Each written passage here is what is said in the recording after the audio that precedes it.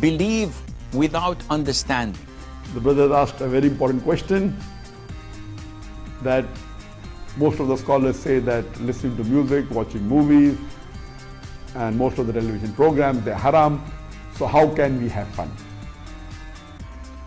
Let me tell you, brother, at the outset that having fun is permitted in Islam as long as the fun is halal fun. That the standard narrative has holes in it. The Prophet tells us because Satan or the devil sleeps over our nostrils. Those who oversleep and not pray Fajr on time, Satan urinates in their ears. I really do think Jesus was crucified and that he really was dead and buried. He thought that he was a son of God in the sense that he was specially chosen by God. I think Jesus really did think he was going to be the Messiah, the future king of Israel. I mean, that is, after all, why they crucified him.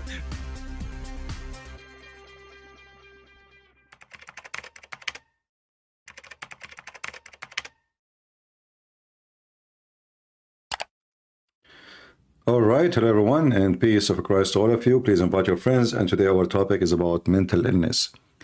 You know, we hear a lot of Muslims speaking about, Muslims, they try to present to us themselves as people who knows their religion helped them to explain things.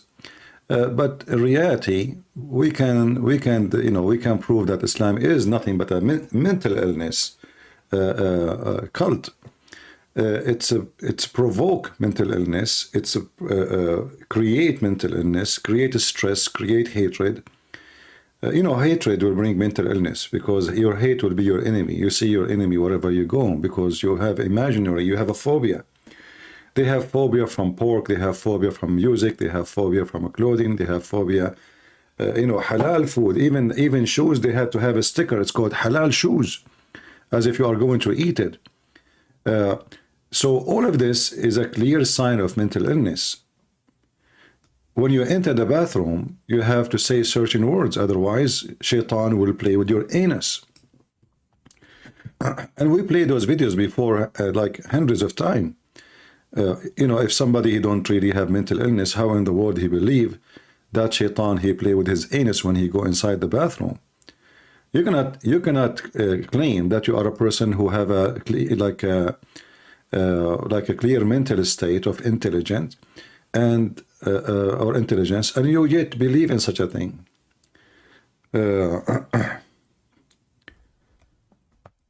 But this guy today is going to explain to us about something about, mental illness. Let us learn from him what he will say. Maybe he have something interesting. And here actually I found this video which is a clear sign of mental illness too. I mean, those Muslims, they claim to be men and they are conservative. They claim to be very religious. And then when we look in the video here, you will see how they are sitting together. This guy, he keep molesting Aridawa. Excuse me. All right, we cleared our throat. He keep putting his hands over his thigh. He keep touching him. They are sitting so close to each other. I mean, why if you, all of you, are not suffering from mental illness? In one hand, they say they are conservative Muslims and they are against homosexuality. And then look how they sit together in the top of each other. In the previous video we play, Mimi Hijab, he put his foot in the front of the camera all the time, like from the beginning to the end. He doing live broadcast and he have his foot and his socks in the front of the camera. It's a sign of mental illness that you don't respect yourself. It's a sign of mental illness that you don't behave. When they bring people or women and they make a program about secret marriage, secret wife, and the wife, or sorry, the Muslim girl, she explained and she says, we understand that you Muslim men, you like to have intimacy with many women. Isn't it this is a clear sign of mental illness? Because why a man, he want to have intimacy with more women? What one woman cannot do and many women can do. This is a clear sign of mental illness. Polygamy is a sign of mental illness because simply you want to have more and you are never be satisfied. If you are in a healthy state, like when God, he created Adam and Eve, He did not create Adam and Eve's. So was Adam living in heaven or the garden and he is happy, or he was feeling oppressed because he have only one female? So obviously Islam create mental illness, and then this mental illness, the one who follow such a stupid cult, they think they are superior, and this is another sign of mental illness. Like now, Muslims, when you speak to them, they think they can conquer everybody, they can destroy everybody, they are stronger than anyone, and at the same time they keep asking for ceasefire. This is mental illness. You know, they attack a country, have nukes, can wipe them out of the ground, and yet they claim victory when this country can delete them in 2 seconds, literally delete them. That is a clear sign of mental illness, because you don't calculate your numbers, you don't know what is your weakness, what is your strength. But we will play a collection of videos, and we will see how the mental illness work. Where is the other video? Let me see here, give me a second. The other video here. Mental illness. There is the video which is about mental illness. I don't see it. Give me a second. Let me find it. Oh, here we go. We found it. So this guy now, he will explain to you something very important. Let us hear. Someone with a mental illness like depression, we assume one of two things. Either this person is possessed by demons and jinn and therefore needs to seek an exorcism. Here you see the number one stupidity and sign of mental illness. This guy, he claimed to be a sheikh, and he is supposedly from Lebanon, but this donkey do not know that Muslims do not believe in demon. There is nothing called demon in Islam. So how this guy, he go to teach, and he claimed that he is a one? Are you talking about Christianity belief, or you are talking about Islam belief? Since when you Muslim believe in demon? Since when Islam, a religion or a cult, mention demon? They don't have such a thing. Genie are not demon. Genie, according to Muslims, and this is another sign of mental illness. Muhammad, he heard of genies. Those are fiction stories coming from India and Persia about a creature who is he can go invisible, but he have a physical body. He can have sex with women. He can have sex with men. He eat. He piss. He shit. He causes trouble, but he is not a spirit. A demon is a spirit. And Muslims do not believe in such a thing. They believe only in a genie. So here you see how the Muslims right away, when they try to explain something to you, they themselves, they do not know what they are talking about. Yet he claimed to be a sheikh. What a shaky sheikh. And I challenge a Muslim, by the way, to call me and tell me where this guy, he got the word demon from. Since when you Muslims have a belief in demon? Is that the influence of the Christians? Either this person is possessed by demons and jinn and therefore needs to seek an exorcist, or that this person is far from Allah or is a sinner and therefore Allah is punishing this person. You know, I've been guilty of such crimes for far too long, and now I realize and I acknowledge the damage that I have caused. You know, and it's simply not the case. A lady came to the Prophet of Allah sallallahu alaihi wasallam, and she says to my Prophet of Allah, I have a mental condition where I sometimes lose control. Can you make a prayer to Allah and ask Allah to cure me? So the Prophet of Allah, he said to her, look, you have one of two options. I can either ask Allah for a cure and you will be cured, or you can be patient on your illness and for you is paradise. And the amazing thing is here that the Prophet of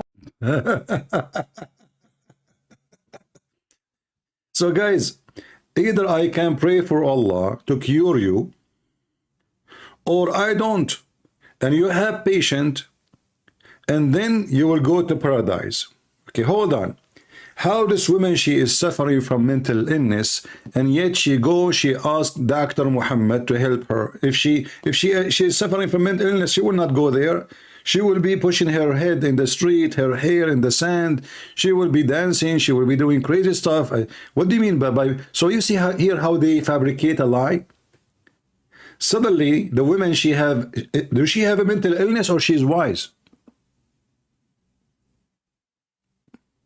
Do you see how stupid the story? Are you following with me? Because based on the story, the woman, she choose to be patient. That means she don't have mental illness. She is wise. Listen carefully and see why we laugh at the Muslims' fabricated stories. Be cured, or you can be patient on your illness, and for you is paradise. And the amazing thing is here that the Prophet of Allah acknowledged that she had a mental illness and did not tell her that no, that you are possessed by jinn, or that you are far from Allah, that you're a sinner and that Allah is punishing you. My brothers and sisters, the world... How come, you see here the stupidity, he's a prophet, he acknowledged. He's a prophet, he acknowledged.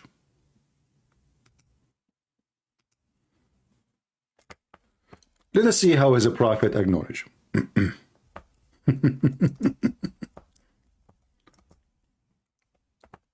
You will notice that Muhammad, he cannot heal anybody. Muhammad, he cannot even heal himself. Muhammad, according to Muslims, he was under black magic. And this is how, you know, people of old days, they explain mental illness. They cannot explain why this person acting this way, what he is struggling with. So what they say, they say it's a black magic. But in reality, it is a clear mental illness. Let us see.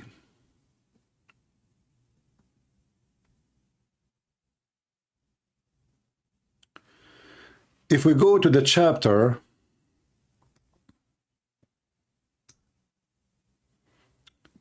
which chapter we want to show you?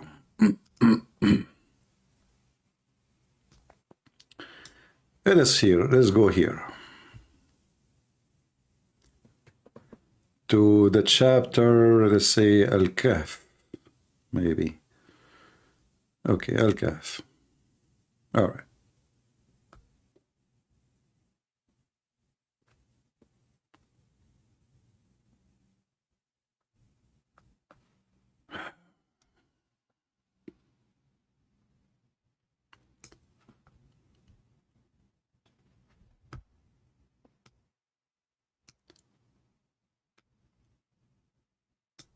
If you read the whole chapter, this called Kahf, you will find something very important.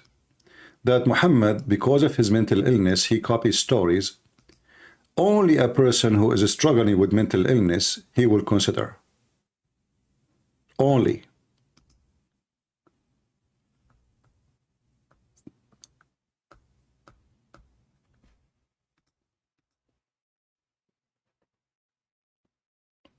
In this chapter here, you will see a story about a group of Christians who went to a cave and they want to escape discrimination. So Allah, he made them sleep for 309 years. And here you ask yourself, well, if Muhammad is not suffering from mental illness, how come he copied a fictional story written by a Christian for the sake of making Christians have patience, things will change, and making it part of his religion? Same time, if Muhammad believed in such a story, why the Muslims are not patient starting from Muhammad? Why he do jihad? Things will change. People will convert to Islam. Go sleep in the cave. You wake up after 300 years, everybody is a Muslim. And here you see that when Muhammad, he copied a story, the essence of the story does not match with the nature of Islam. Those people, they are running away from discrimination. Okay, Muslim, they say that Muhammad and 70 Muslims, they run away to different city from discrimination. How come they don't practice the same method where, okay, we live our life, we don't fight anybody, we don't go for war, we don't shed blood, and we practice Islam, and the one who want to believe, believe, and the one who don't want to believe, who care? Did they do that? No. Muhammad was a thief of a caravan. He was attacking everybody, and he made the sword. He said, Allah, he made my wealth under the shade of my arrow, even though he did not know how to use his arrow. But we know what he meant. The arrow of the gang, they are with him. So here Muhammad, as a clear sign of mental illness, he copies stories which are fictions, and he believes that they are true. Or he copies stories he do not believe they are true, but he copied them just to make a book. Choose one. Like the story of Gog and Magog, and how they are massive in number, and how Zulqarnain, he put them behind a dam. Who in the world want to believe in this unless he is a person suffering from mental illness? You know, when Yasser Qadhi, he make a video about Gog and Magog, and he mentioned that a lot of Muslims are leaving Islam.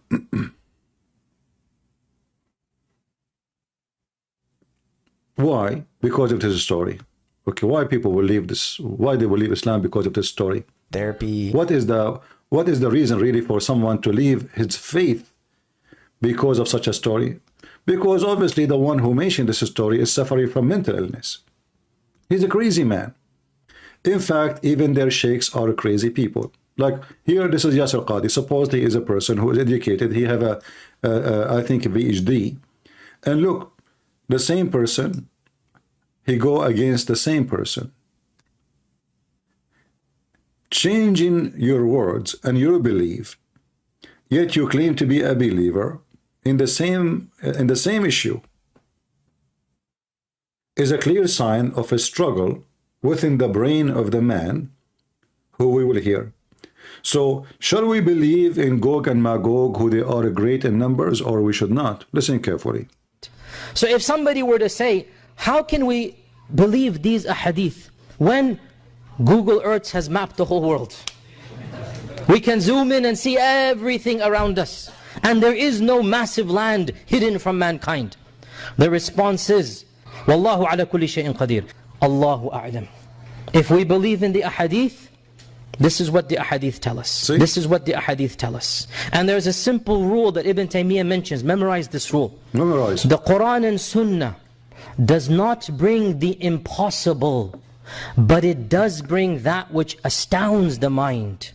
Is it impossible that somewhere underground Allah has thousands of people living? It's not impossible. It's not impossible. It's not impossible. Is it impossible? Is it impossible that there is a nation by trillions and they are living under the ground? And here you see the stupidity, you know. What underground? Your Quran says behind the dam. Your Quran never says underground. So because they could not see them, you see how they try to find a solution? It's a clear sign of a struggle of mental illness. So the Quran says Zulqarnain, which is Alexander the Great, he built a dam between us and those creatures, who they are massive in number. 1 to 1,000, which means every human being, there's a 1,000 of them. So if we are 7 billions, there are 7 trillions.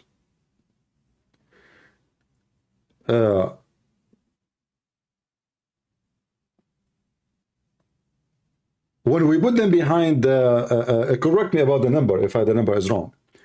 When we put them behind the dam, how he is saying in the video that those are under the ground, behind the dam, not under the ground. So what we understand now, that the Muhammadan tried to find a solution for the mental illness of their prophet. He made a big poo-poo. He's stupid. He's mental. He copies stories. Nobody can believe them. Nobody can understand them. Nobody can, believe in them for a second. I mean, this is not even good for cartoon. This is good for Sinbad, Alibaba, the flying carpet. They have a flying carpet in the Quran. According to the Muslims, Sulaiman have a flying carpet. So Muhammad, because of his mental illness, and we will go over that, you will see how this guy, the same guy, he says this is impossible.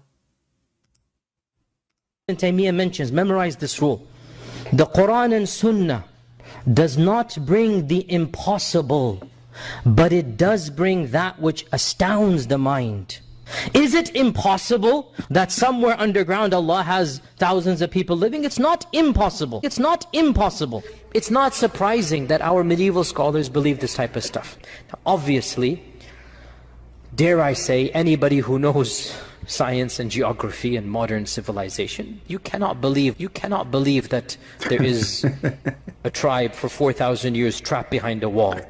I mean, if you believe this, that's your... If you believe this, Yani, you are stupid. Sorry. If you believe this, Yani, you are donkey. If you believe this, Yani, you are a minto. Did you hear it? But aren't you the one who just said in the previous video, it's not impossible? Which one?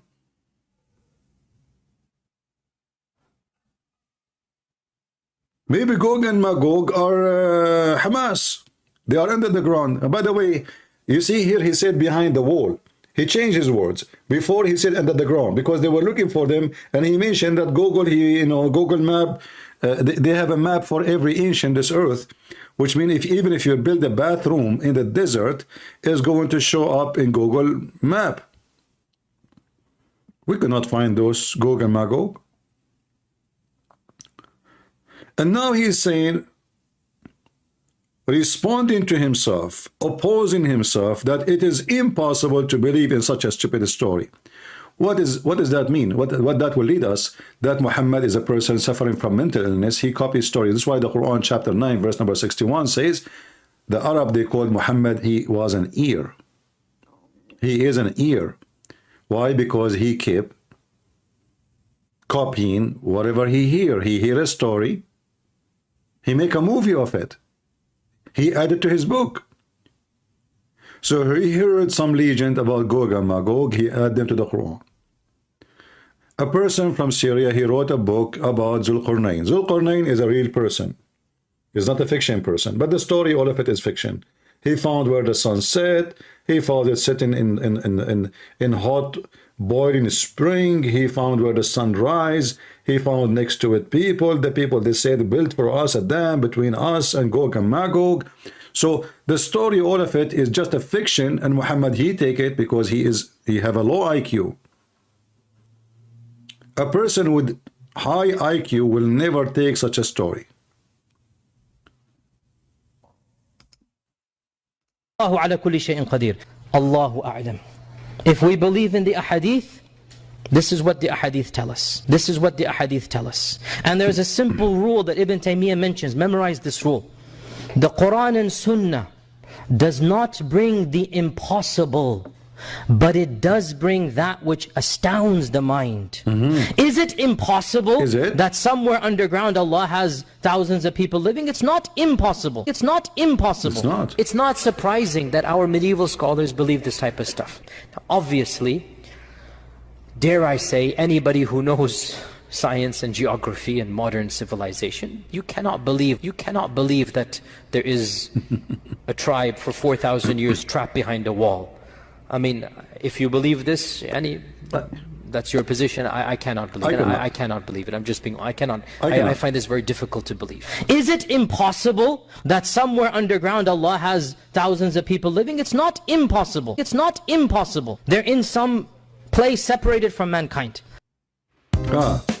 So there's a place that's separated from mankind. Suddenly now we are living in different galaxy. But isn't it your stupid Quran says that those are, or this location exist in the earth, and it's very easy accessible to the point Zulqarnain, he found it? Why? Well, like Zulqarnain, he was using a spaceship. He was flying. All what we see in front of us is a sign of mental illness. Low IQ. Adopting stupid stories is a clear sign of mental illness. Continue. The Health Organization states that 1 in 4 people will be diagnosed with some sort of mental illness at some stage in their lives. These are statistics that we cannot ignore. What is the percentage for Muslims? 1 of 4, according to the Health Organization, they suffer from mental illness in one stage of their life. What is the percentage of Muslims? Is it like 1 of 4 or 4 of 4?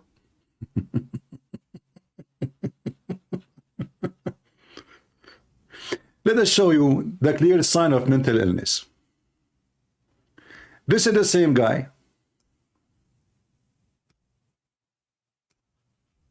And this is the same guy.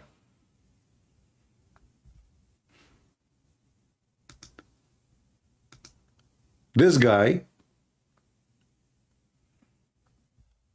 when he talk, he give us a clear sign of mental illness. He have a video. Let us show you maybe this one.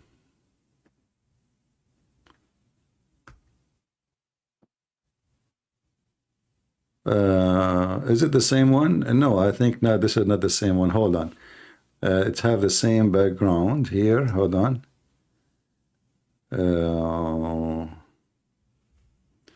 A video here is called "Who Do You Think You Are?" Who do you think you are? Just to show you this, the mental illness. When he is explaining his religion, you will see that this man is turned into a beast. I'm better than him. And he starts believing also, it gets worse, he also starts believing that Allah Azza wa Jalla needs him. That Allah needs his salah. That Allah needs his charity. Let us examine what he said. So why Allah, he said to the Muslims, the one who give Allah a loan, Allah will grant him many times return. You see, those Muslims, when they speak about their God, you wonder what they are talking about. I mean, we have the Quran in front of us. The Quran confirms that Allah, he need your money, specifically money. He need you to do jihad. Can Allah do jihad by himself? No, he cannot. Prove it. If we go in the Quran and we type the word loan, he just said Allah do not need your charity. What charity? You give it to Muhammad. Muhammad, he want to have sex, he want to rape, he want to force himself onto others, and he need money. And let us see if it says Muhammad need the money or it says Allah. Chapter 2, verse number 245. Chapter 5, verse number 12. Chapter 57, verse number 11. Chapter 57, verse number 18. Chapter 64, verse number 17. Chapter 73, verse number 20. We did not even search more. We just typed the word mortgage. Do Allah need your charity? Well, the Quran says yes. And this is not a charity. Because simply, the charity is something you give it for no return. This is nothing but an investment, and he is tempting you. If you give me money, I will give you interest. The Muslims, they say Islam is against interest. But this is what interest is?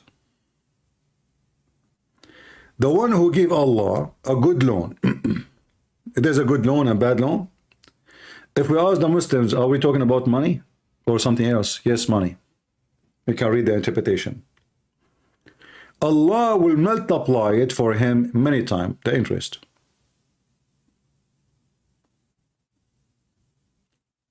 But we just heard this idiot. You see, they shout, they scream, they claim their religion that, dear God do not need money, he do not need your prayer, he do not need, etc. That again is a false statement. Do Allah need the prayer of the Muslims?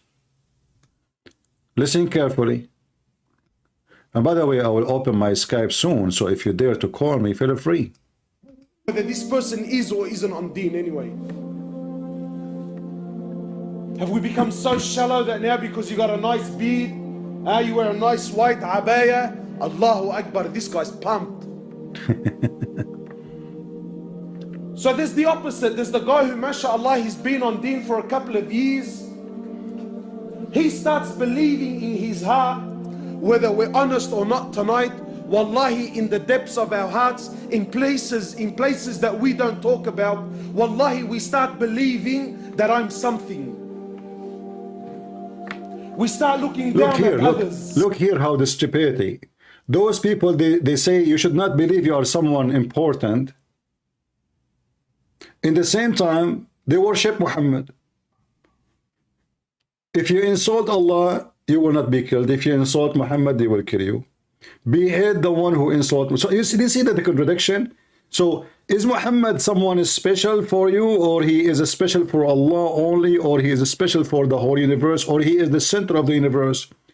When they start speaking, they say Allahu wa malaikatahu yusalluna ala nabi. Allah and his angels, they are praying on the Prophet. Here they are talking about being humble.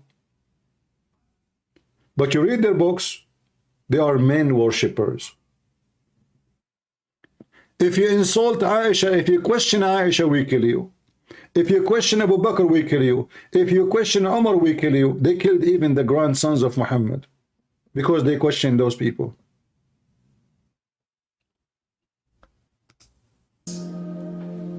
We start believing that deep down in my heart, I stand a level above the rest. That I got a nice beard and this brother's clean shaven. That I've been praying for the last 10 years, this guy still doesn't know how to make wudu. So therefore, if you go check his video, you will see the same guy saying that the one who don't pray, he's not worth your shoes. Here is saying that the one who pray is not better than the one who don't pray. Isn't it your prophet? He said that the one who don't pray is not a Muslim. Isn't it your prophet? He said that those who they refused to come in Friday to join the prayer, he was almost going to command to burn them inside their houses. Now he's saying the opposite. He claimed to be a sheikh.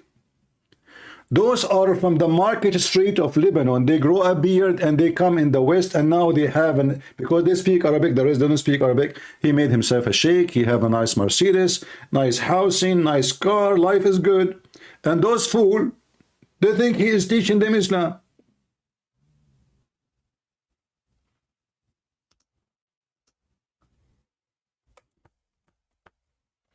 Maybe I'm lying. Let us see.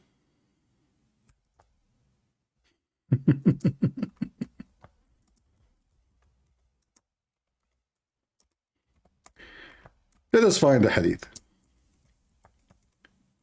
Remember, he just said that someone he might think he is better because he prayed for the last 10 years and this guy he don't pray. This is what he just said.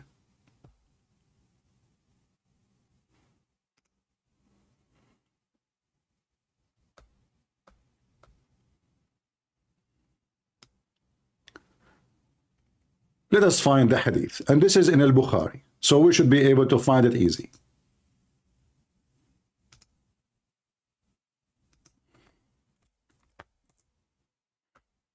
According to Islam, the one who don't pray is not a Muslim, and this guy is just a potato liar. Read carefully. Allah apostle by him in who has my hand my soul is. I was about to order for collecting firewood, between two bracket fuel, and then order someone to pronounce the adhan for the prayer, and then order someone. So like now he will do, he collect the fuel, and now he will do an experiment. He will call for the prayer. What the connection between calling for the prayer and the fuel and the wood? Because he will order to burn those who do not come for prayer. So look what it says here. Let us zoom in it.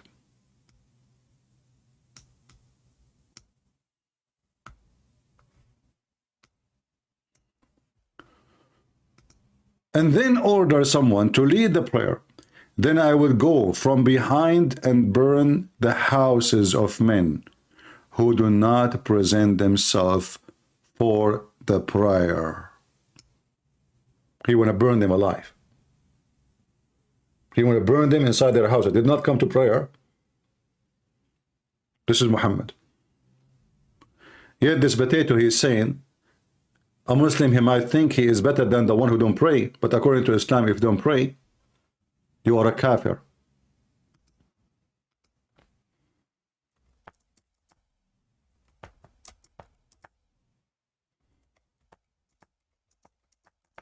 Let us see. Just to show you.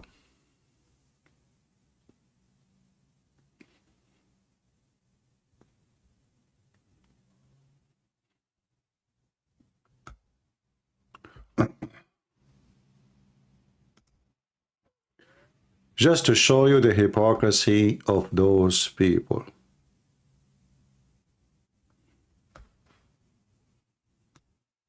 Read.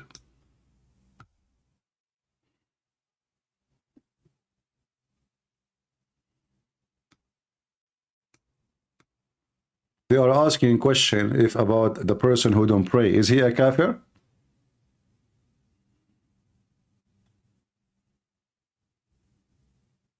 Is he a bad person?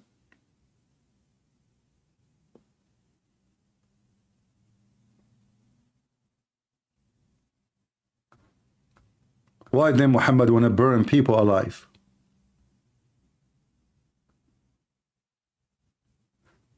The Muslims agreed that the one who denies that the prayer is obligatory is a kafir. And he is going to be executed if he does not repent. But this guy is screaming in the video, trying to give you like, you know, you think you are better than the one who don't pray. Is that what you think? Because you have a beard and you pray for the last 10 years and this guy do not even know how to do ablution. Oh, what a nice speech. But the second you check what they are saying, you will find that those people, they are suffering from mental illness, and every single thing they say in their videos is absolutely false claim.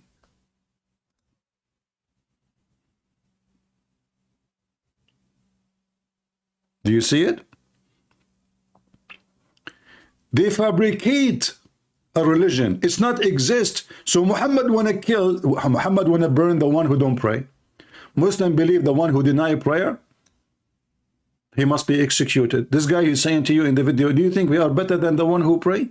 The one who don't pray? You are not. I mean, I can't even continue the video because every 2 seconds he says something. We check it out, we find it to be false.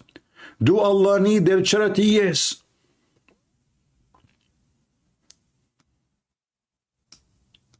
I'm better than him. And he starts believing also, it gets worse. He also starts believing that Allah Azza wa Jalla needs him. That Allah needs his salah. That Allah needs his charity. Okay? Guys, let us check it out. I mean, I don't know what to say. Every 5 seconds I have to get him busted. I think this video will take a century to finish it. He just said Allah do not need the Muslim prayer. Here we go. Let's check. Do Allah need the Muslim prayer? Allah need even your sin, not only your prayer. Read carefully. According to Muhammad, and by the way, this hadith here is a clear sign of mental illness, and this is very authentic. They cannot deny it. They cannot say it's not true.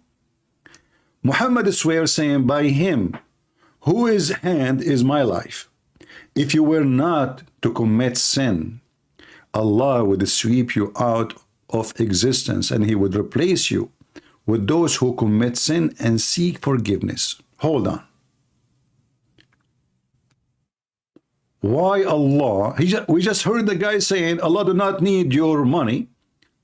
Allah do not need your prayer. Okay. Those people are not committing sin. What Allah will do to them? Allah will destroy them. Why? Because if you don't commit sin, you will not seek forgiveness, which means you will not pray. Do you see the reason? Do you see the reason Allah want to destroy you? This is a clear sign of a great mental illness. We thought that Islam teach that if you commit sin and you don't repent, you go to hell. In fact, even that is not true, because in Islam, everything is destiny, which means even if you fornicate, is a destiny. It is not something you choose. Muhammad, he says that when a person, he commit a fornication or theft or anything, it's just a destiny. Allah, he wrote for him, when he created him, his portion of adultery, which he have to commit.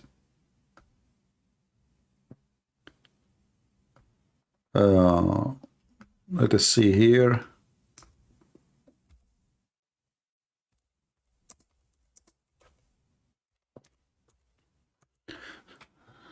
So all of Islam does not commit sin. Why you want to punish somebody? Why you want to punish somebody for something you force on him? It's destiny. You see the clear mental illness? I punish you for something I force on you by destiny?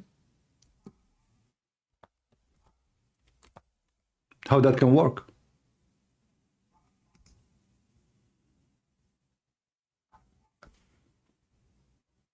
How this can be true? Let me show you how we do stuff.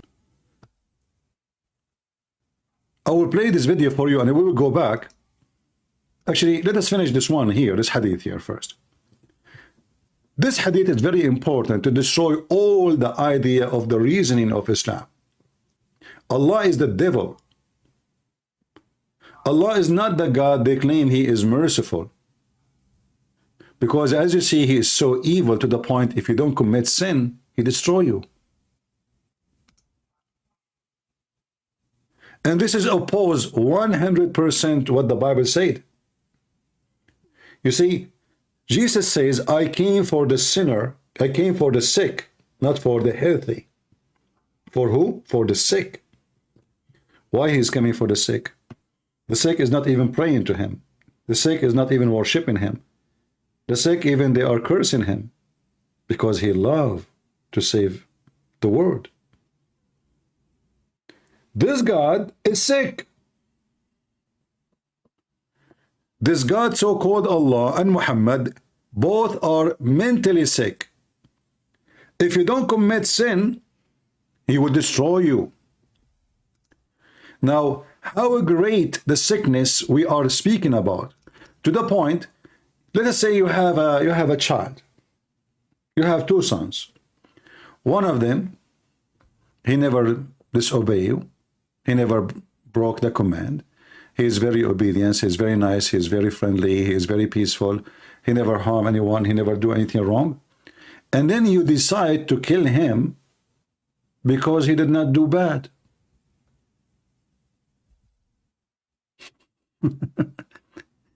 And you have a son who do everything wrong.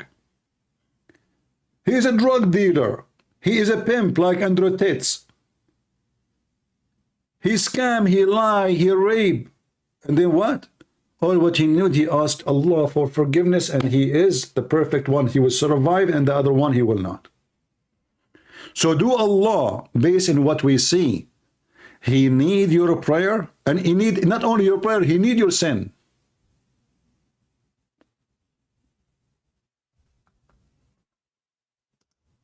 Allah not only need the Muslim prayers, Allah, he need their sin. In fact, if you think about it, let me, maybe I should like make it simple for you.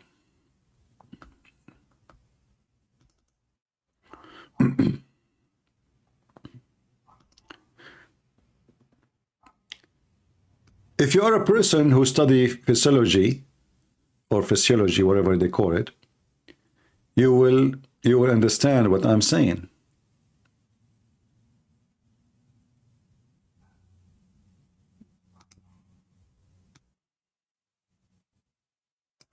Look at this circle.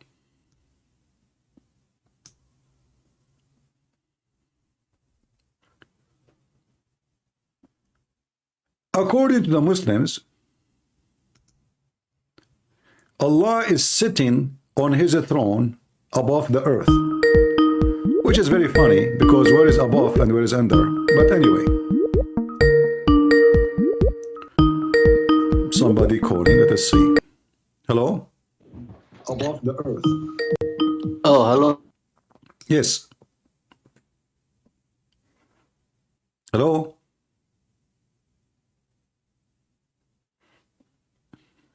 Hello? Oh, forgive me, my microphone was muted. It's all right. Shalom Aleichem to you. Shalom, my friend. How are you doing? I'm well, how are you? I'm okay. So what do you want to share with us? I just heard you say that Allah needs you to make sin, right? I did not say that. This is what the hadith is saying. Oh, my bad. Forgive me. Yeah, this is what Muhammad said. If you don't commit sin, Allah will destroy you. And he will replace you. Isn't that totally fallen angel behavior? Like, fallen angels require you to do sin because they feed off that kind of energy, don't they?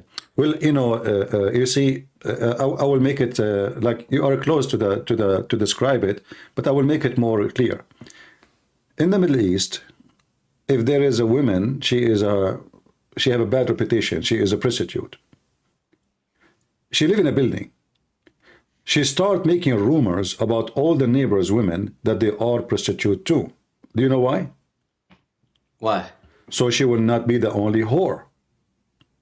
Oh, so she badmouth. Yeah, she badmouth everybody. So everybody is a whore. And this is exactly Allah. Allah, otherwise I challenge the Muslim to give me the reason. Why what is the reason for his anger that you don't commit sin? Because then he is the only whore. If all of you commit sin, then he is the God of sin, and all of them, they are committing sin, and now we have a company and I became the leader of the gang. They are praying for me. So if you are good and behaving, Allah is upset. Otherwise, why God, if he is God, will be upset from those who did not do sin? And why not only he is upset, he will sweep them out of existence. I mean, this is a total aggression of unjust. Right? Yeah. So this is what we are trying to explain to people here, that this is a sign of clear madness, mental illness. Those people should be rewarded, not the opposite. God, he punished Adam and Eve when they disobey him, not the opposite, correct? Yeah. So how the Muslim, they believe in the story of Adam and Eve and they believe in the same thing here? It doesn't make sense, because Islam is a collection of stories. Muhammad is a stupid mental illness person.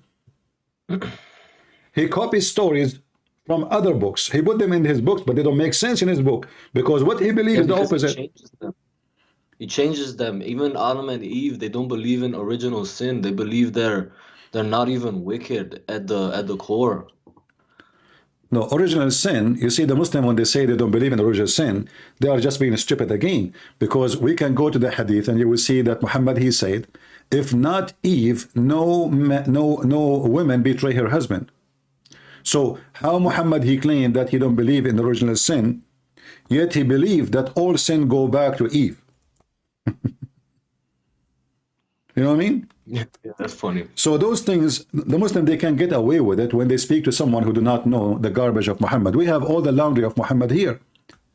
The Prophet said, where it is not Bani Israel, meat would not decay, and where if not Eve, for Eve, women would ever betray their husband. So in one hand, they say to you, original sin is a lie. It's a fraud. And then now Muhammad going back with original sin, not even to Adam, he blamed the women.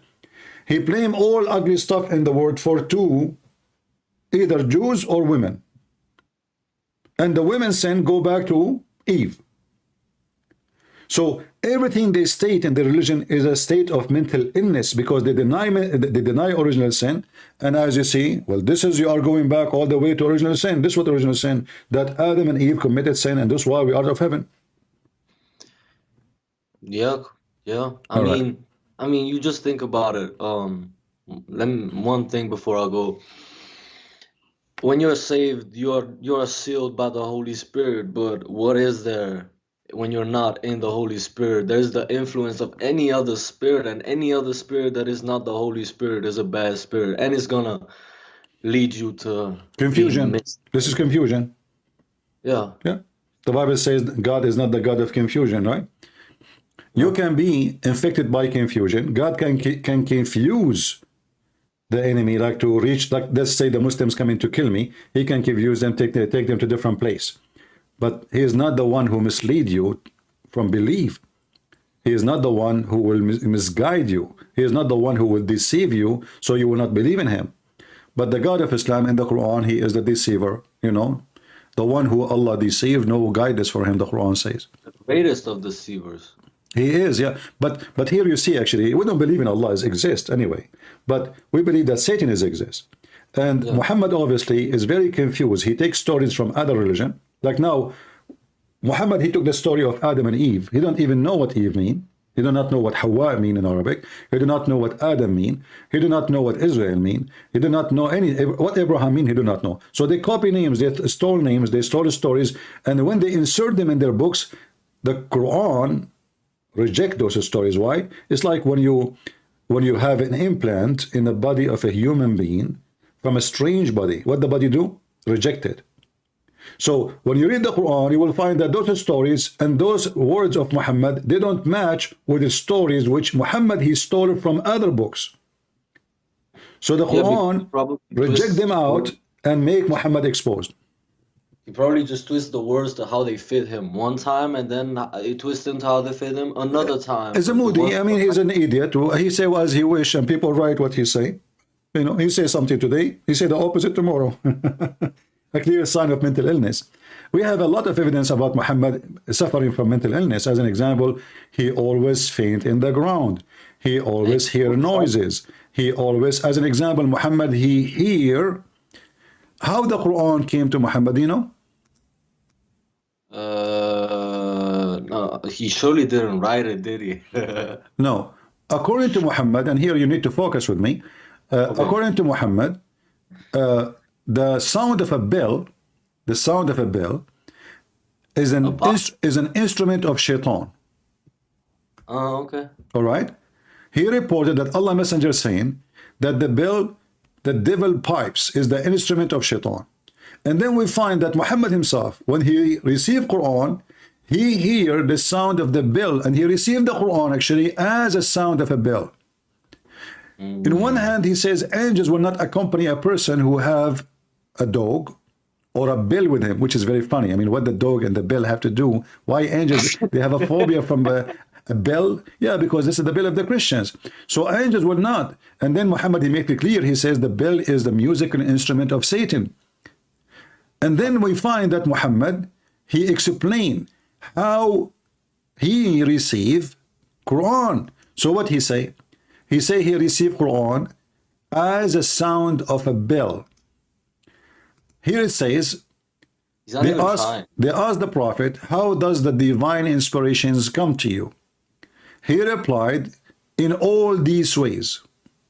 The angels sometimes come to me with a voice which resembles the sound of ringing bell.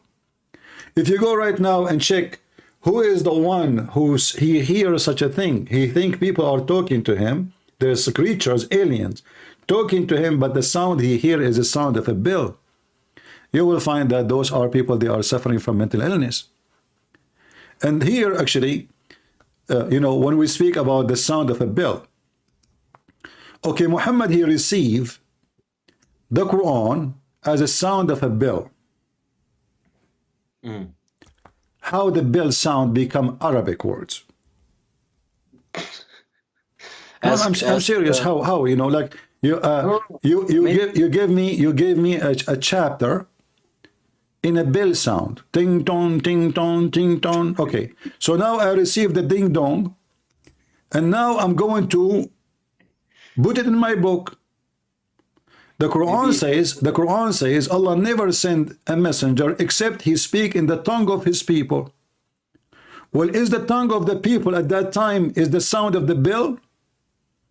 No, because he sent it through the messenger, prophet Google Translate, peace be upon him. Yeah, maybe. All right, my friend. Thank you for calling. Thank you. All right, take care. So imagine here another sign of mental illness. Muhammad, he received Quran. Okay, no problem. The Quran just came to Muhammad. But isn't it this is contradiction for what the Quran is saying? Allah will never speak to any nation except in the tongue of their own. And he, the Prophet himself, he have to be from them speaking their language. Is that the language of the Arab at that time? They speak jungle bells. Like when they walk in the street, they sing jungle bells, or maybe their language was inspired by Big Ben, maybe.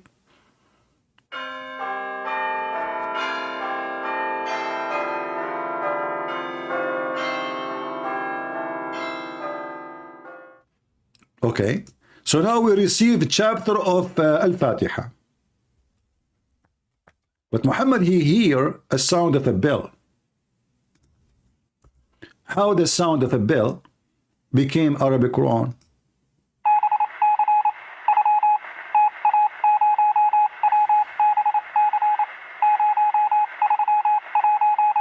I mean, who is the stupid here?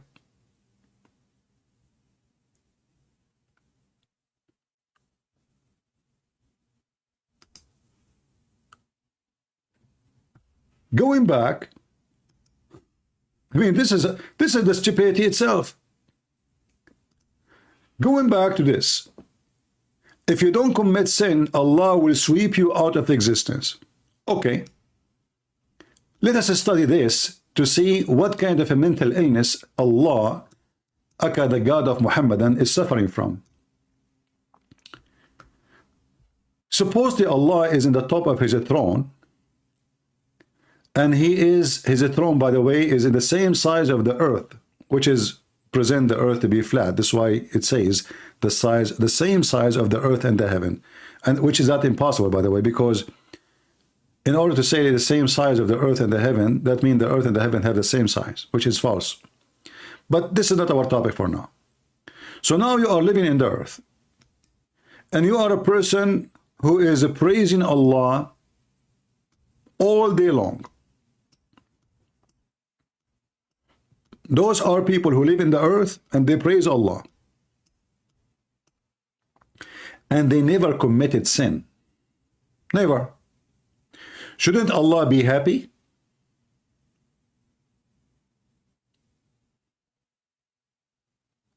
Shouldn't he? And then we go here in the hadith, it says, he swear by his God, Akalah, Allah, is two words for those who do not know. Allah is not the name, even though the Muslim they say it's a name. The name is, there's two words in this word. Al and Lah. Al is a word meaning God in the Aramaic and in the Hebrew. This is why in the Old Hebrew, Israel used to be Israel. Emmanuel used to be Emmanuel, etc. And the word al sometime appear before the adjective, sometime after, like Emmanuel at the end. Elohim, it's in the beginning. By time the Hebrew changed, the old Hebrew, which using al, became el. El. So al become el. Muhammad, he took the name of the god of the pagan, Lah, which is the moon god. You can search right now, God Lah.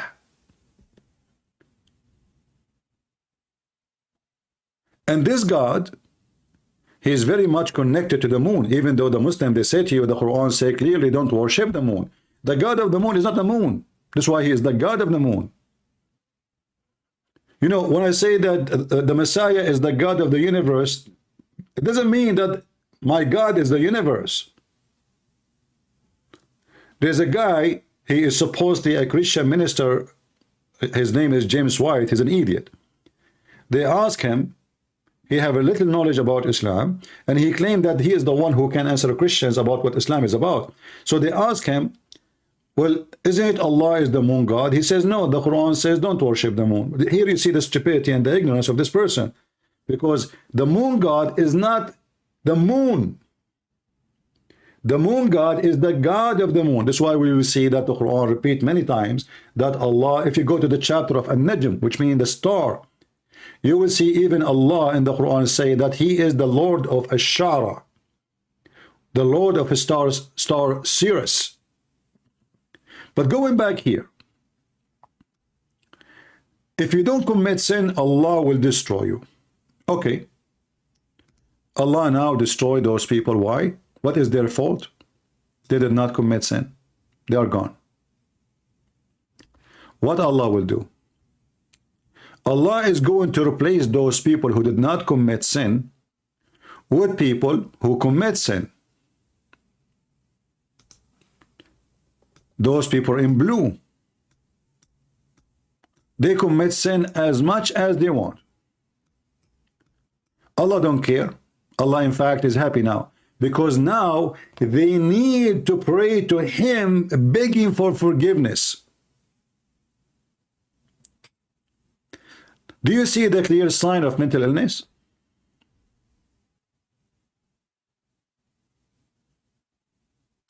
To make it simple for you, imagine you have a puppy, all right? This puppy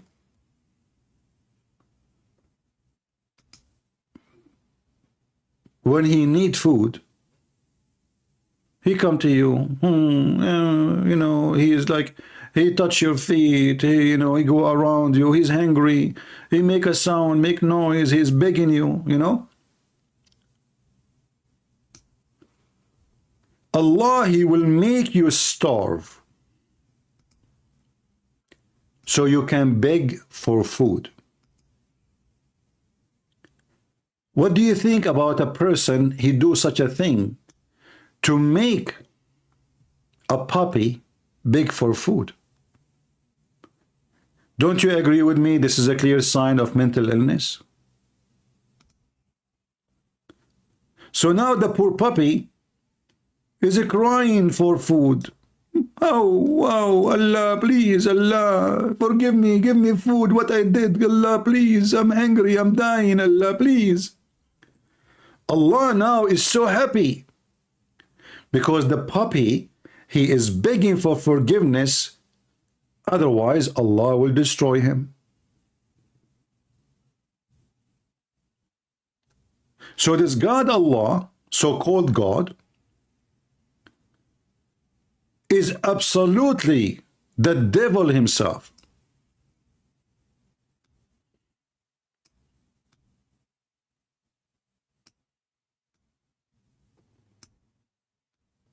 The moon god. He enjoy sin and begging. You commit sin, you beg. You don't commit sin, you don't beg for forgiveness. That is a clear sign of many things: mental illness, evil, disgusting, darkness in the heart. Who is a Muslim? He can prove me wrong. Isn't it, this is a clear evidence of mental illness? Otherwise, give me a reason that if somebody did not commit sin, I'm going to destroy him. What is his fault? I thought the purpose of Islam is to stop sin. It turned to be no. The purpose of Islam is to do sin and beg for forgiveness.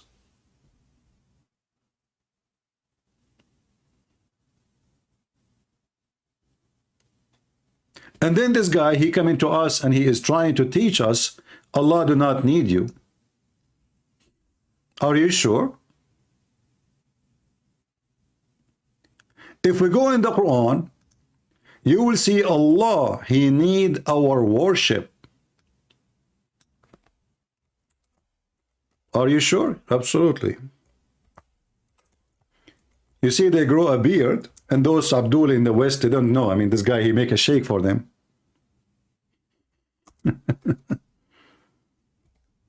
And by the way, we challenged them to come and debate us, but they were not there. Do they? I will call them. They are potatoes. In chapter 51, verse number 56, it says, what is the purpose of Allah creation?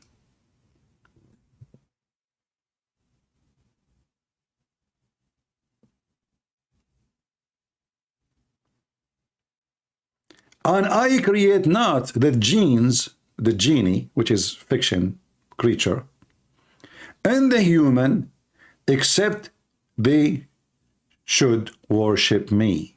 What is the purpose of the creation? This guy, he said, do you think Allah need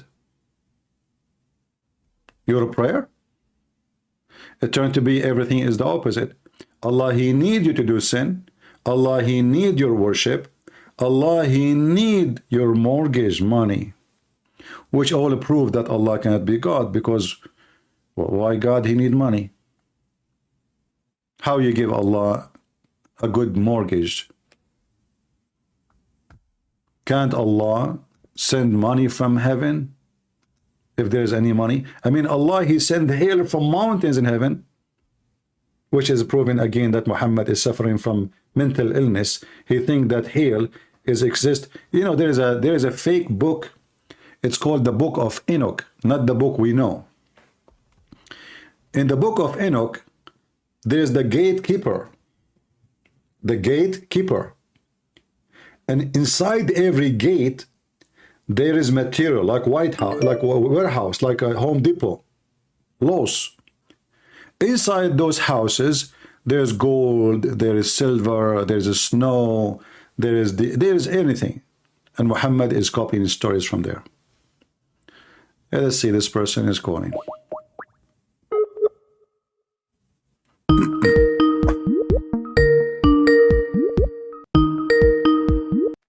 Stories from there. Hello? It's like a Home Depot. Hello. Yes, my friend, you are live on air. Go ahead. Okay, so look, hello, CP. I'm a Christian. I want to ask you about the Quran. All right. One thing, you know. Yes. So can you go to Surah 2? But before you ask me the question, what do you think about Muhammad? I think Muhammad is a false prophet. I All don't right. know. He's Okay. Yes. So what the question? The question, like, I don't know. I started learning Arabic, you know, from your other account. Okay. And I found like if you look at Surah 2, verse 8, I'm sorry, 9. Okay. So did you open it? Yeah. Okay, so the first word is, can you read it in Arabic? I can, but I would just want to hear the pronunciation. يخادعون الله والذين آمنوا وما يخدعون إلا أنفسهم وما يشعرون. Okay. So the first word, you know, that's like the verb. So it says they deceive Allah. Is that the right translation? Yeah, it's correct. So that means that people can deceive Allah? Yeah, you see, the Muslim, they try to fix it. They put between two brackets, they say they think they can deceive Allah. But in fact, in Arabic, it says they deceive Allah. They don't say, it doesn't say they think. And this is why we cannot accept the Muslim translation. And good for you that you are trying to learn Arabic, because right away you will notice that what they are adding between two brackets is not there.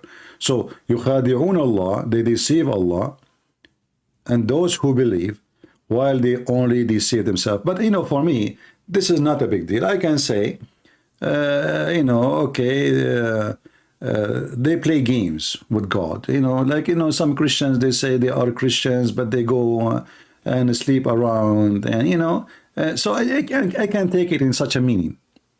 Okay, but yes. But I will show you something more important, which will destroy Islam again. If you go to verse number 7, it says, Allah has set seal on their heart, on their hearing, so they will not accept guidance. Okay. Yes. Right. Okay. If Allah is the one, so now let us go and connect the dots. So they are trying to deceive Allah, but why? Because Allah he set a seal on them, So they cannot believe, they cannot hear, they cannot understand, they cannot follow, they cannot see the guidance. So it is the fault of who? Is it the fault of Allah or the fault of those people?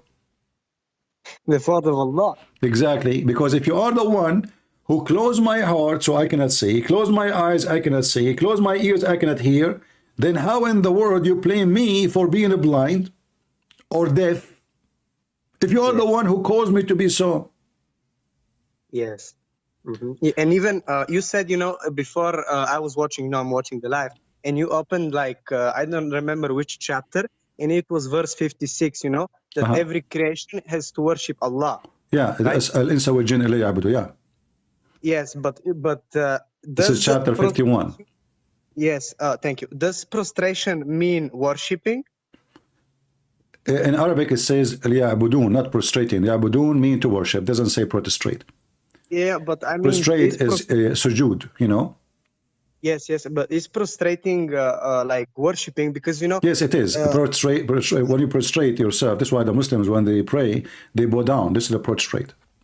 But didn't Allah tell the angels to prostrate to exactly, Adam? which doesn't make sense because first of all, according to the Quran, the angels are a bunch of liars, are not trustworthy, and they accuse Adam falsely.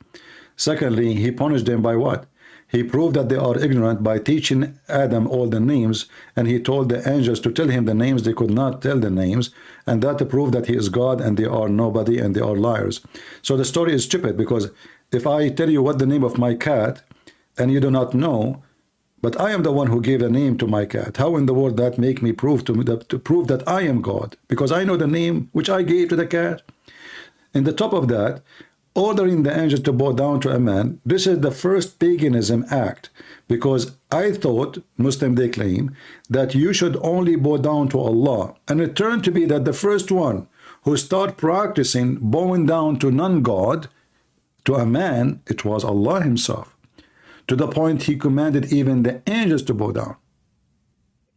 And why was like, I know that I've heard, I'm not sure, I've not read the entire Quran, but I've heard that Shaitan should bow down too, but is that right? But the thing is that he said only to the angels. I'm not sure. He said to the angels, Shaitan in Islam is not an angel, he is a genie. Yes. So even the command is wrong, because if you command the angels to bow down, why you are upset from Satan for not bowing down? And you see, if the Muslim believe that Satan is a fallen angel, like in Christianity, then we can say, okay, he's a fallen angel. But no, according to Islam, he is from different creation. He is not an angel. He is made from fire, and he is a genie, and his name is Shaitan or Iblis, which means he is the first Shaitan. And then if you ask the Muslims, okay, where do you get the word Iblis from? How come Allah is copying the word Iblis? You can go right now and search in Google, where is the word Iblis coming from? And then you will find that the Quran is just a silly book, because how you claim that this is a book made by Allah coming from heaven, and then the name of their Iblis, Biblos, is coming from the Greek language. Yes, that's right. So how Allah is copying the Greek language to call the first creature who disobey him? Yes, yeah, that's true. But Muslims like to close their eyes. And can I tell you one other thing? Can I go after it? I'll leave you. All right. Okay. So if you look at verse 4 from the same chapter, chapter number 2. Okay. That's what I think. You can correct me in this one. And those who believe in what has been sent down to you, and in what has sent down before you, and who has confidence in their hereafter, those are on guidance of their Lord, and those are the anyway, so it says that the people that believe in what has been sent down before Muhammad and the revelation of Muhammad are on guidance of their Lord, and have assurance in the hereafter. They have confidence in the hereafter. But Muslims don't believe in the Bible, and we Christians don't believe in the Quran. That means that nobody has guidance from their Lord, and nobody has well, not only this, the Muslim, they don't have, okay, as long as they don't believe in the Bible, they claim that the Bible does not exist, right? So The verse here is a condition that you have to believe in what is sent before you in order to be saved. But the Muslim, they keep saying that the Bible is not exist, the true Torah is not exist, the gospel is not exist. So how you can accomplish the mission to be saved if you cannot find the original book so you can believe in the book? This is another stupid mistake in the Quran. In the same time, by the way, like if you go, just to show you how this is, stupid book work. If you go to verse number 1, Alif Lam Mim. Okay, what does that mean? The Muslim, they put in English there, these letters, one of the miracles of the Quran, none but Allah alone knows their meaning. Look at this. How this is a miracle if they are letters in Arabic letters, they are miracles. Then you go to the verse after it, says, this book were approved, there is no doubt. Okay, what do you mean? The verse just before it, nobody knows what it means. Oh yeah. How there is no doubt about it, and you just say the verse before it, only Allah know what they mean. A book have no doubt on it is a book which is explained very clear to the point we have no doubt about anything in it. And then you will find that in the same book it says that people cannot understand the Quran, they cannot follow the Quran because Allah, He made those people sick, and not only those who don't believe in Islam. If you go to chapter number 3 or even 5, you will find something very funny. The Quran said, Allah Himself describing His book that it is a book full of flaws to the point nobody understand what it's mean save Allah. Here it says, if you go to chapter 3 verse number 7, it says this is a book sent down entirely clear. Okay, yes. It's entirely clear, but the same verse says, and there is verses in the book, in this book, nobody knows what they mean save Allah and those who they have a sickness in their heart. They will use it for a trial. But remember, the one who followed the Quran is the Muslims, not the polytheism, as the Muslim they put between two brackets. A Christian cannot be infected by this because simply we don't believe in this garbage. Those verses will impact somebody. He followed the Quran, he believed in the Quran. So now the Quran itself saying, this is a book, it's so clear in the first line. In the same time it says this book is so unclear to the point it's caused sickness and fitna, which means this the disturbance in the land, a problem, blood, killing, to the point, and nobody knows their meaning save Allah. And then those who they are firmly grounded in knowledge, what they say, which means they still do not know what it means, but because they are firmly in knowledge, still they do not know what it means, they say we believe. So what make you groundedly firm in knowledge in Islam is to say I believe, even though you do not know you believe in what. This is why in my intro we see the Abdul saying we believe without understanding, right? Yes. We believe without understanding. All right, my friend, thank you very much for calling. Okay, have a good night, man. All right, bye-bye. We believe without understanding. And this guy, he is schooling people about belief. I don't think God gave them. That we believe without understanding. Find me one Muslim, one Muhammadan, he believe in something he understand. Just find me one.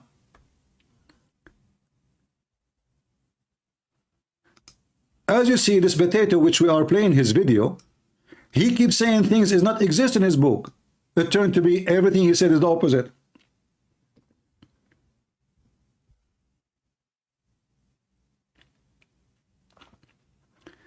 Every single thing he said is the opposite. I want to hear those potatoes what they are saying. What do you think, guys? Let us see what they are saying. All the way from Australia, from about Ali Dawah. You know what I mean? You know, no salam to the viewer? Okay, inshallah. Was that my cue to give salams? Assalamu alaikum wa rahmatullah. Assalamu alaikum. Okay, so make sure you click the subscribe button if you haven't already. Okay, Brother Muhammad is here on a tour with the One Ummah charity. All the links are going to be below, inshallah.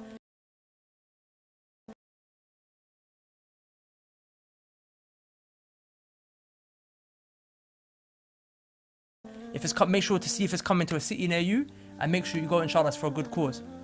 And today, brother, because mashallah you're involved in well, obviously we in the da'wah, we call that raw da'wah, mashallah. Organic. That organic da'wah. That no hormones. But yeah.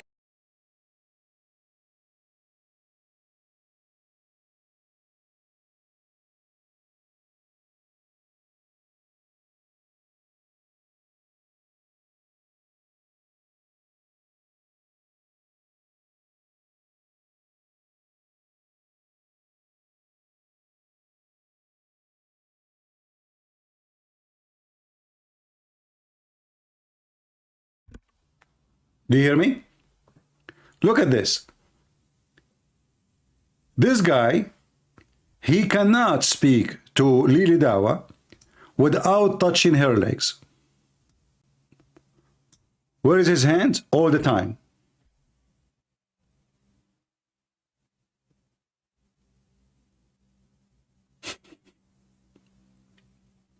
What is this exactly?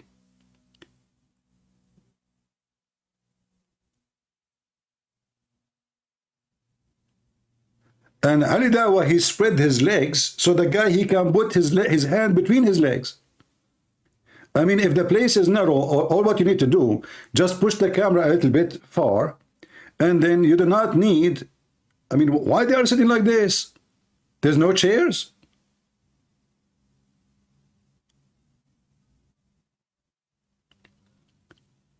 The whole video, he keep touching him. And Ali Dawa, he don't mind. Tell us more about your Dawa molestation. Organic. That organic. Organic, da'wah. it's organic. That No hormones. But yeah, is that school playground da'wah, mashallah. So we're gonna ask you some questions, He inshallah. cannot move his hand from his legs. We have a lot of young brothers and sisters that you know, alhamdulillah, that are going through just the basic troubles and trials and tribulations that the youth go through, inshallah ta'ala. So you don't have to feel shy or sugarcoat the matter with these ones. No, you cannot. We're not preaching to the converted. The brothers and sisters, they know, yeah. We got the mad ones here. And you know I'm saying that with love, okay? So so obviously the tour of I don't know if you notice the music in the back. Did you hear the background? The background alone will make you vomit. What is this? Supposedly the sound will make it holy. So now they put you in a state of yoga. What is the sound in the back? Listen carefully. And the programs and the lectures are around the topic of returning back to the religion of Allah subhanahu wa ta'ala, and that is going to be the solution for all the pain and problems in your life and in the ummah, right? So what are some of the main problems that you feel people are experiencing in their life, and what do you think are the reasons and the results of those problems? Okay. You start very gentle. Look, you know, they are laughing. They are just a bunch of kids, you know, making fun of people. Bismillah, alhamdulillah, wa salatu wa salam. Salli. Problems are many. Everyone's got problems in their lives. And problems are inevitable. You will always face issues in your life. It doesn't matter who you are and where you're from. Issues are there in our lives. And Allah subhanahu wa ta'ala puts these issues there as a reminder for every single one of us that this world is not Jannah. You will never find complete peace and happiness in this world. Allah subhanahu wa ta'ala designed that as such. Complete happiness is only in Jannah. So in this world, we'll always have our issues. Okay, what is the complete happiness in Jannah? Your penis will be endless. What? No way. Is it true that Muhammad, he said, I mean, look at the complete happiness. Complete happiness. Where in heaven? But isn't it the Quran says, today I perfected your religion for you, completed my favor upon you. And this is, he himself, he said that. So if the heaven is where everything is completed, so why Muhammad he say this? Listen carefully. This is the same donkey. As a Jew came to Umar ibn al-Khattab radiallahu ta'ala anhu. True story. Amir al-Mu'mineen at the time. He says to him, "Oh Umar," he says to him that there's a verse in your Quran, there's an ayah in your Quran. Had this verse been revealed to us, the Jews, we would have made its day of revelation a celebration. So this Jew is saying to Umar ibn al-Khattab, he's telling him that you guys have an ayah in your Quran. Had this ayah been revealed to us, had this ayah been revealed to the Jews, I'm telling you, Umar, we would have made the day of its revelation a day of celebration. But just something for you and I to understand, my brothers. A Jew could appreciate a verse in the Quran. No way. A Jew was saying to Umar ibn al-Khattab that this verse is so powerful, if it was revealed to us, we would have made its day of revelation a celebration. I ask you, do you and I feel the same about this verse? Tab, why this verse? Why? Why did this Jew have enough wisdom to understand that this verse was enough for him to make its day of revelation a celebration? Because in one verse, imagine towards the end of the life of Rasulullah sallallahu alayhi wasallam, Allah subhanahu wa ta'ala reveals a verse to him and he says to him, today we have perfected your religion. Who's he speaking to? To you and I. Allah subhanahu wa ta'ala is addressing you and I, O Muslims. Allah subhanahu wa ta'ala says, today we have perfected and completed your religion, and I have bestowed my mercy upon you, and I have chosen Islam as my way. I have chosen Islam as my path. My brothers and sisters, our deen, Islam, is complete, it's perfection. But a second ago, hold on. Of Allah subhanahu wa ta'ala, it is not the deen of man. Hold on. A second ago, he was saying to you that this is not heaven, and this is not what Allah promised us. The promise is in heaven. So why Allah saying to you, today I completed my favor upon you? What favor mean? We just heard him saying, today I completed my favor. If the favor of Islam is completed, that means there is no heaven to come. Because the only favor you can receive, based in the previous video, where he said this is not heaven, is to go to heaven. So how Allah, is Allah using a false language? Today I completed my favor upon you. He's telling him that you guys have an ayah in your Quran. Had this ayah been revealed to us, had this ayah been revealed to the Jews, I'm telling you, Umar, we would have made the day of its revelation a day of celebration. But just something for you and I to understand, my brothers. A Jew could appreciate a verse in the... They fabricated stories. Why a Jew, he will appreciate a verse and he does not exist? Just to make it simple for you. When Muhammad died, there is no Jews left. And Muslims, they killed all the Jews and the Christians and non-Muslims, and they draw them out. So how this Jew, he met Umar al-Khattab? How he met him? If we killed them all.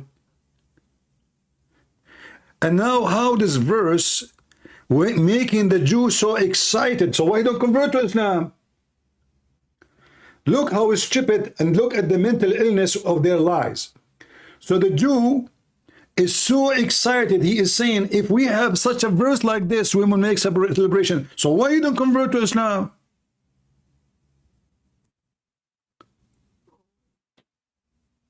Do you see how big the lie is? Who is holding him to convert to Islam? Especially the one who controls the land is Muslims. The Jew was saying, if we have a verse like this, And what the verse saying? Didn't eat pork.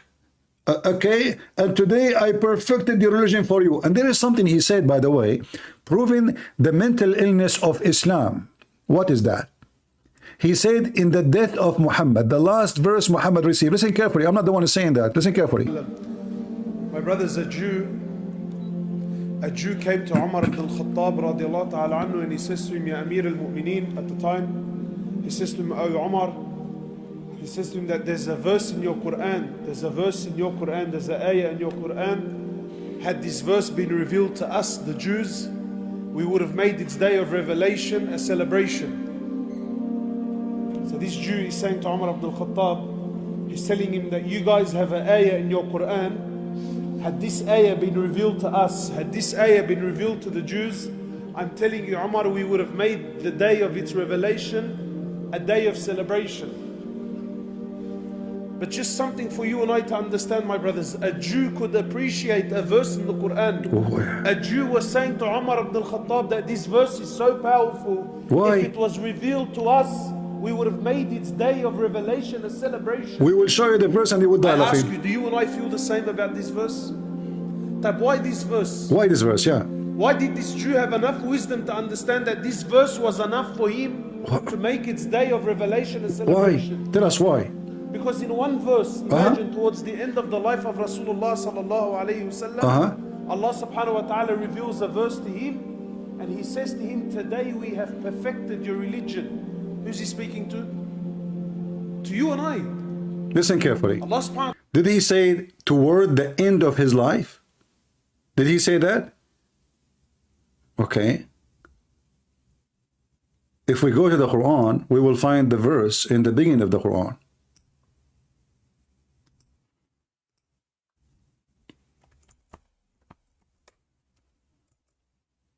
And it's about food. Chapter 5, verse number 3. This day, I perfected your religion for you.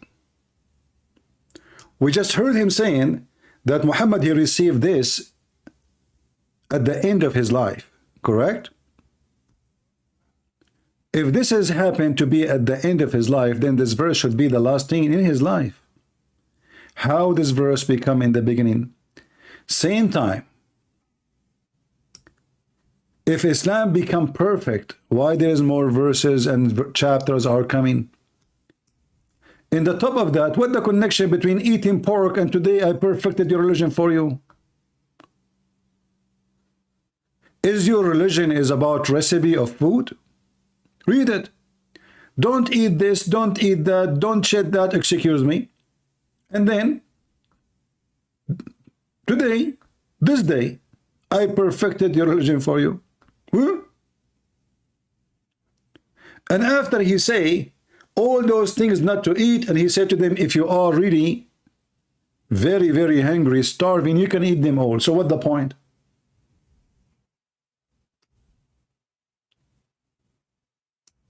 This day, I have perfected your religion for you, completed my favor upon you. But Muhammad, when he was dying in his deathbed,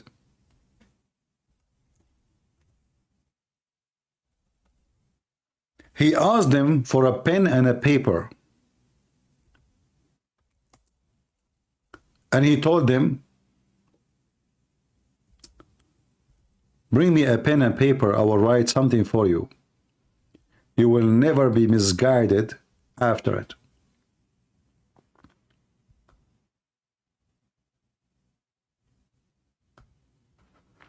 How this book is completed?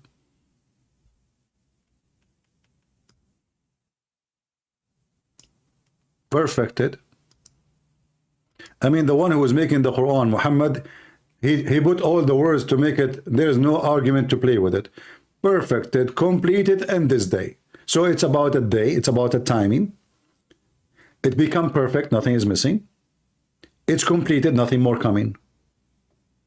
Everything you need to shut the mouth of Abdul is there. And then Muhammad, he said this. He was dying from diarrhea. Give me the dish, I want to do poo-poo.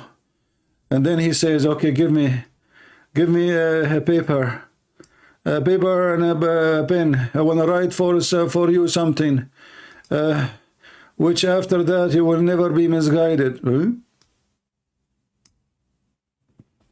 Hold on. I thought this day I completed my favor upon you, perfected your religion for you, chosen Islam for you, and now Muhammad is dying. After less than 10 minutes of this, he died.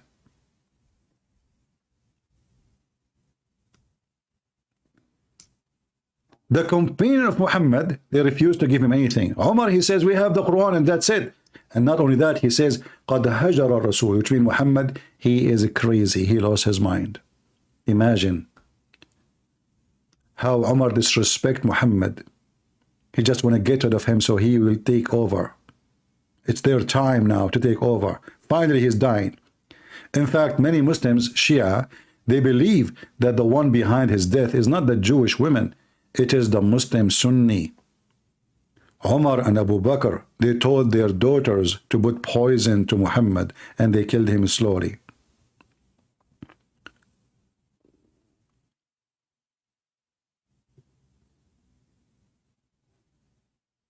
Here it says, مَا شَأْنَهُ أَهَجَرْ. Those who speak Arabic very well, they knew what does that mean. What's wrong with him? He lost his mind? Is he become crazy?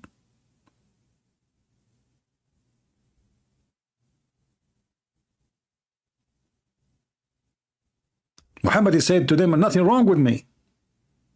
They said to him, what's wrong with you? Do you think, look between two brackets, do you think he is delirious? Let me see what the delirious mean in English. I'm not sure really. But it should mean, if they are being honest in the translation, mentally he lost his mind.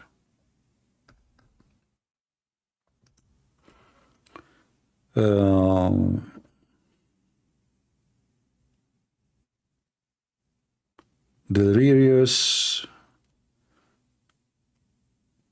incoherent, babbling, irrational. Yeah, actually it's more than insane, you know, let us say like he lost his mind. So they accuse him, they accuse their prophet that he lost his mind. But if Muhammad lost his mind, that means all the promises of Allah is false. Why Allah want to make Muhammad look like a fool in the last few minutes in his life? Any Muslim can tell us? He's a cuckoo? Oh, okay. You remind